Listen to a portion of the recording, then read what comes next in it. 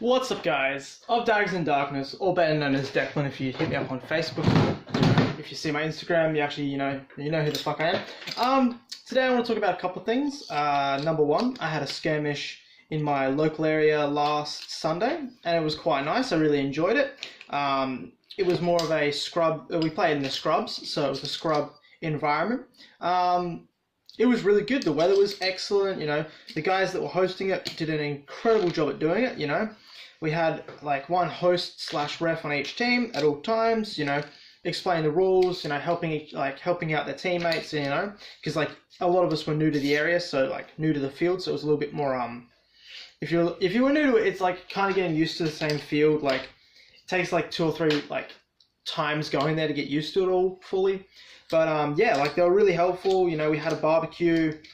It was just a generally awesome day, so I really enjoyed that, and I appreciate all the hard work they went to.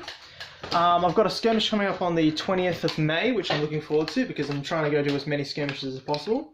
I filmed some of the last skirmish, but my camera, it's not good quality. I need to get a new camera, so I'm a little bit frustrated with that because I thought it was fine. I'll try and give it one more go before I completely ditch it, but it's just, yeah, it's not filming really well. It's getting really it goes from having a good quality to then getting really pixely. I don't know if it's trying to focus or what, but yeah, it was just really disappointing, so I was a little bit frustrated at that. But yeah, so next skirmish I'll be playing out, I'll be using my G36, as you can see. So I still use it. I still prefer it over my M4A1. It just feels a lot more comfortable for me, and I prefer it, so I'm going to stick with it. But yeah, I just want to let you guys quickly know that, it just depends what you feel like using. There's no real if or buts. You can pretty much use whatever blaster you want. I intend to use my my pistols more often at the next skirmish because the area is a little bit smaller, so there'll be a little bit more close quarter combat that you can do if you sneak up on people, which is nice. So that's something I'll be looking forward to. I also want to talk about the STD AKV2. So it is the newest AK on the market. It was released last Friday. So I'm looking incredibly forward to that because it actually looks ridiculously good. A lot of people think it's not going to be as good as the M4A1. It's just a slightly different gearbox, which I understand. The advertisers say it shoots about 35 meters, so... And the video demonstration they did do was indoors, so it may shoot 35 indoors, which would be nice. So I'm cool with that. There's no problem with that. It's more, I think, that outside, the M4A1s definitely have the better range compared to other blasters. But it just depends at the end of the day. Because even with my G36, it's quite good. I've got the camera set up on the side to film. That's my filming bracket, I should say, bracket mount. So I'll be trying to film again. I've got 2 different cameras I'm going to use. If none of them work that well, I'll use my phone, which will be interesting to see if I can do that with. Because I obviously film these videos with my phone, and I feel like they come out good quality when they do work out well. So I'll be trying a couple of different techniques for you guys because I really want to get some gameplay footage. I know other people have gameplay footage, and it's one of the things I just haven't been able to do, and it frustrates me because it's something I really want to do, but it just hasn't worked out yet.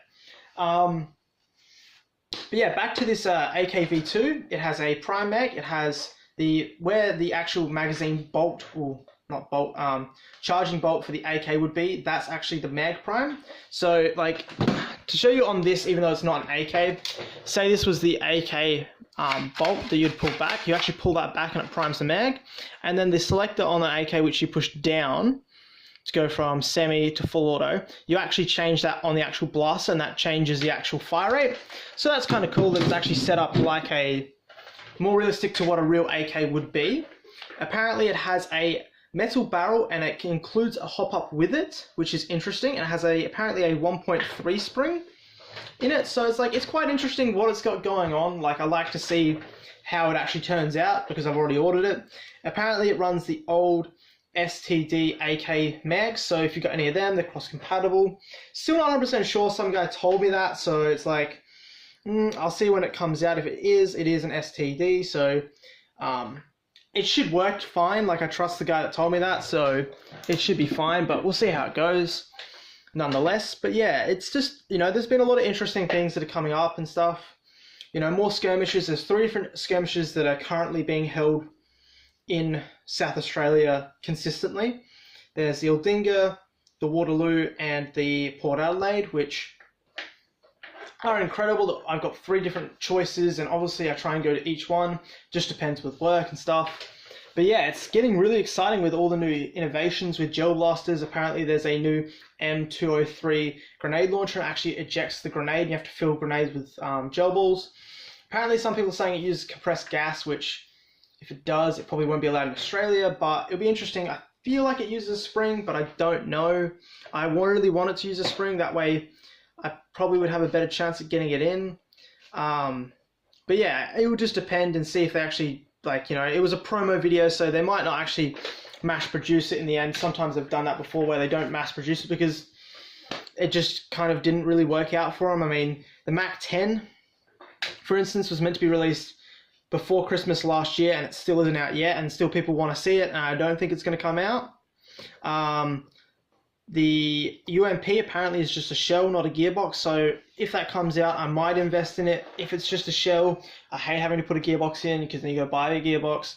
If the shell's $130, you know, a gearbox is going to be, you know, set you back another $30, so it's like, it's $160 plus a spare mag, so it's probably the same price, but some of these shells, like superior shells, are quite expensive, so I don't really want to dash out on it straight away. I want to see what it's actually worth. And there's a new Vector, the Vector Chorus. They've actually made a mag-fed one that is in a prototype stage or pretty much near finished. It looks like a Gen 8 gearbox, but they've completely redone it. So like, instead of pushing like back and forward like these pistons do, like go back and forward, it goes on a 45-degree angle and pushes up and pushes air forward, but it's mag-fed, and it's kind of incredible because I'm a big fan of the Vectors.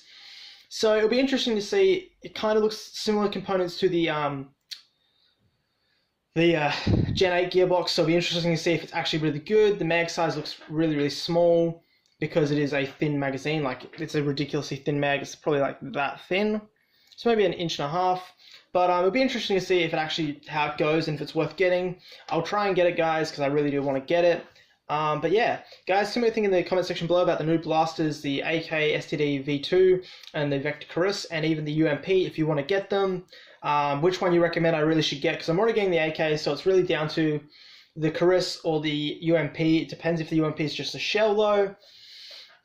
Guys, if you've got any questions, hit me up on Instagram, you know, I'll get back to you as soon as possible. Don't forget to like, share, subscribe, turn the notification button on. Trying to give you guys a video each week, letting you know what updates are coming out, because there's more updates and more updates I see each day, or each week I should say, and I try and keep you guys well informed as best as I can. So peace out, guys, and I'll catch you next time. Have a good one, guys, and hopefully, you know, I can get some skirmish footage for you guys next time.